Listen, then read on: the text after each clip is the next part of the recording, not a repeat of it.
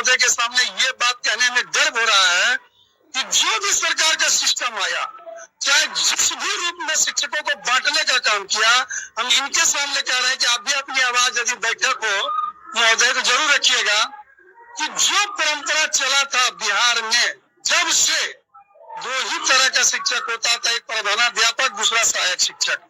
तमाम शिक्षक को एक सूत्र में बांध दिया जाए, एक प्रधानाध्यापक दूसरा सहायक शिक्षक। यही हम लोग मांग सरकार से करते हैं। और जो सरकार के अंदर में भावना है, जिस रूप में भावना रहे कि हम अलग अलग खंड खंड करेंगे तो हमारे अंदर का जो शक्ति है वो ज्यादा बलशाली होगा, लेकिन ये नहीं जानते कि समय समय पर तमाम शिक्षक एक साथ होकर सरकार के हर चुनौती को स्वीकार करती है। सरकार से मांग हम लोग यही करते हैं कि आप जो कभी यूटीआई, कभी आपने जीवन में ये नहीं सोचा होगा कि नई पेंशन स्कीम लाएंगे, एनपीएस से जोड़ देंगे, शिक्षक खुश होगा।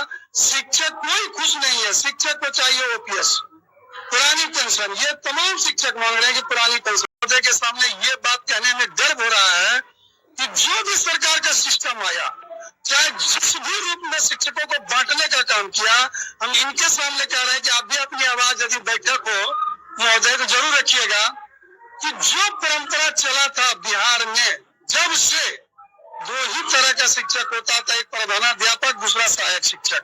तमाम शिक्षक को एक सूत्र में बांध दिया जाए, एक प्रधानाध्यापक दूसरा सहायक शिक्षक।